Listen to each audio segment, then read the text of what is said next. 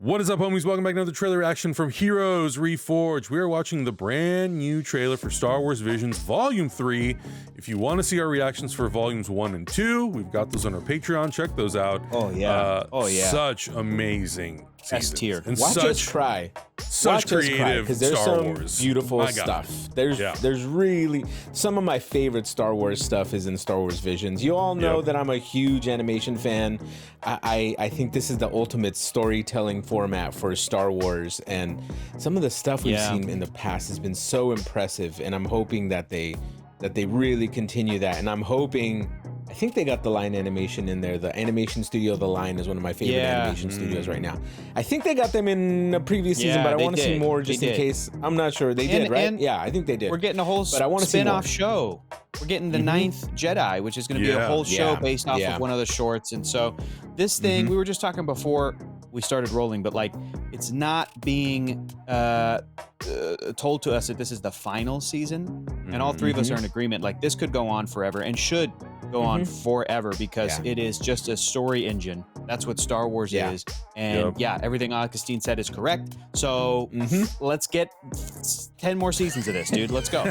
Seriously, come on. Yeah, agreed. All right, let's check out this trailer. Here we go. In 3, 2, 1, go. By the way, we're watching the English dub. Hell yeah. The path ahead seems so bright with possibility. Yeah, dude, this is Look dope. at this. Come on. Wow. Immediately got goosebumps. What was that? What? There are some things you can believe in, Who's that little cutie pie? That little cutie pie bear. That's so hard. Come on. even if you can't see them. Wow, dude. Wow. Let's go. Oh my God, look at this. Yo, is that a prosthetics Jedi with lightsaber leg? Jesus. Overstimulated. Simple, right? Let's go!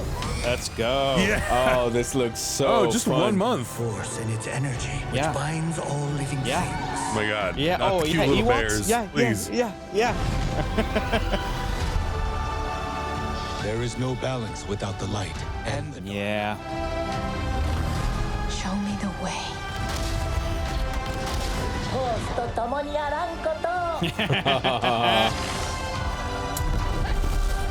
Wow. Dude, that looks so good. Yo. Shut the front door. Dude, I can't. Oh my God. What is it? That's oh my incredible. God. It's just it's those Star Wars feelings that I wish I got in all the movies. It's just like everything is just hitting so good. This is literally the opposite feeling of the Mandalorian and Grogu. I know, Opposite. dude. It's such a bummer because it's the same with like the established and wonderful Pixar animation studios, which we all grew up with. We love Pixar, but to see the past couple of years and see other studios and Sony and Spider-Verse and K-pop Demon Hunters and Arcane push this stuff, the big mainstream animation, push the style to a place that we as audience members want it to go to. And then we see something like this. And dude, again, like, I'm sure that Mando and Grogu is going to be a damn good time at the movies. I'm sure it's going to be great. But you see something like this and you go, God damn it, dude. They give the keys to this incredible like world to some fantastic directors and animators and storytellers overseas, and they just crack their knucks and go, watch us work, dude. They go, this may be the only time we ever touch Star Wars. Maybe we're coming back so when we're being asked back. And they go so hard, dude. And I'm like, I know that you can't. We talked about this before with other visions. You can't quite do this style stuff with like a live action Star Wars movie. I know that Star Wars movies kind of fit in here stylistically and the storytelling wise and the editing and the pacing and everything that it's kind of in our DNA with what a Star Wars movie should be. And even when Lucasfilm pushes it a little bit, fans will backlash and go, Last Jedi challenged me too much. Don't do that shit. And it's really frustrating because I want Star Wars live action, animation, every part of it to give me those feels, like Augustine said. And it feels like it is really only happening with, maybe it's because the big high profile stuff, too many cooks. And this kind of stuff kind of flies under the radar, kind of flies, you know, and we've seen that with just cooking. Dude, just cooking, bro. And we've seen that kind of, like we talked about this with when Prey came out and it being a direct to streaming movie, it really in a lot of ways flew under the radar. Whereas like the other Predator movie maybe had too many eyeballs on it and maybe had too much pressure on it. And so when you get some of that freedom, again, this is just an audience member's observation, and I don't know the inner workings, and maybe I'm off with these specific examples, but generally speaking, it feels like this. Generally speaking, the big live action stuff, you know, Marvel live action looks a certain way, and then Marvel animation or Spider-Verse or whatever gets to really push it and gets to make people go, that feels like a comic book. Right. It's like, damn, dude, I want that for it all. But at the end of the day, I'm just happy we're getting this because it looks incredible, dude. Absolutely incredible. Yeah. And I think there's a lot of truth to what you're saying about they have to fit within a really tight trajectory of like it's gotta satisfy this particular group. Whereas like with these sorts of animation projects that are, for lack of a better term, really Elseworld, you have free reign to do whatever you want. And I think that's why for so many years now I've been saying you got to get away from the Skywalker story. You got to get away from the timelines that feature. And you know, Andor is one of the exceptions of the rule because those creators said, no, we're not gonna be beholden to any like rules you're gonna give us. Very different. We'll be beholden to our own timeline, and we will honor the events that have already happened. But we're going to do it our way. And I think when they were allowed to do it their way, you get an Emmy award winning show like Andor. Yeah, dude. And absolutely. I feel like you got to let the movies do that too. I feel like you got to just I want James Mangold's Jedi origin story, whatever that ends up being. I want it to look and feel very different from anything we've ever seen in Star Wars. I don't want it to feel like any of those Star Wars like episodes. I don't want it to feel like any of the other spin-off movies. I want it to be its own thing because that's uncharted territory, and there's no reason for it to try to feel, well, I really wanted to make something that felt like A New Hope. It's like, no, dude, make something that is just true to the script that you're making. Same thing with Starfighter. Like when we see those first trailers for Starfighter, I want it to feel like it's something that I haven't seen before.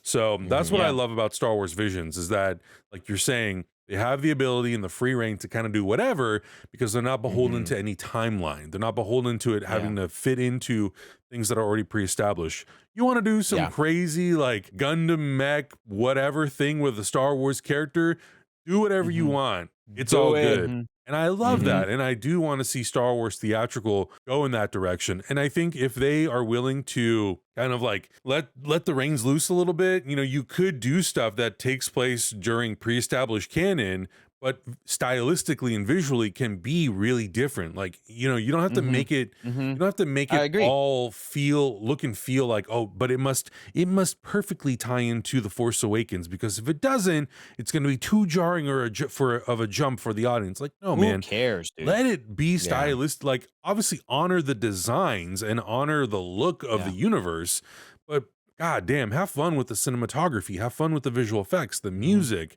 You know, I don't know. Like that's what I love about Star Wars Visions.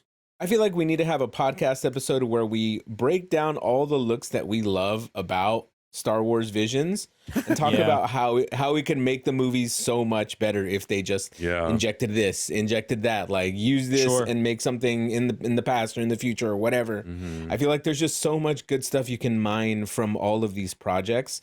And it really sucks that they're kind of treating them like, I love that they're being made, but it sucks that they're treating them like, oh, well, this is just a fun little side project we're doing, guys. Don't worry about it. We're doing other stuff. Like, no, man, like really take these ideas seriously and like have filmmakers really just go balls to the wall with the Star Wars franchise. Cause I feel like that's what it needs at this point. Like, let's just inject some brand new energy and life into all of these projects. And this is it.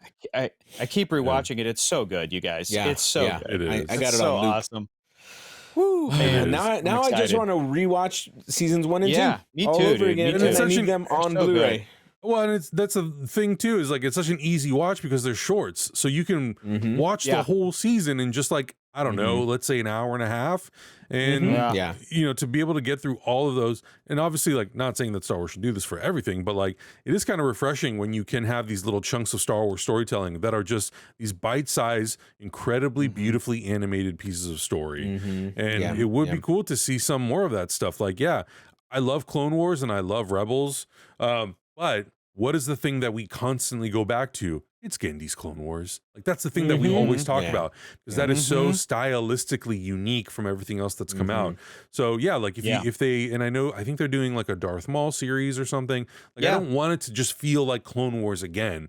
Do something like Visions where everything feels and looks different. But we'll see. This looks awesome. Cannot wait to see it. Looks fantastic. I think I told you guys too, but after the first season came out of Visions, maybe even after the second season, they made like a tie-in novel book and a couple of comic books for some of the Star Wars Vision stories. I got that book. I read it on my first trip to Japan. I was on the train listening to Star Wars Visions music and reading this, and it was based off of The Duel. And I think The Duel is getting a follow-up, and I'm watching this and I'm like, I'm wondering if it's going to just do the rest of the novel story. I can't remember if there was that character who had like the prosthetic lightsaber leg, which looks so sick, but I remember her in the story because she was in the first volume, I believe, or in the first short. Anyway, it's really cool. There's a bunch of great new and exciting lore there. But the most important thing is a lesson, I think, from A New Hope that I wish more filmmakers would take, which is originality. Originality, dude. That's the whole basis of Star Wars. That's the whole point. So anyway, you guys are all right. This is going to be awesome. Yep. Can't wait. Can't wait. But guys, let us know your thoughts in the comments below. If you haven't checked out Star Wars Visions Volumes 1 and 2, go to our Patreon, watch along with us. It is a really fun time as we discover what Star Wars Visions was multiple years ago. So good. But check out all that stuff. We'll see you guys in the next one. Bye. Bye. Heroes Reforged is gonna react. Heroes Reforged is gonna review. Heroes Reforged is gonna discuss. That's why we are watching.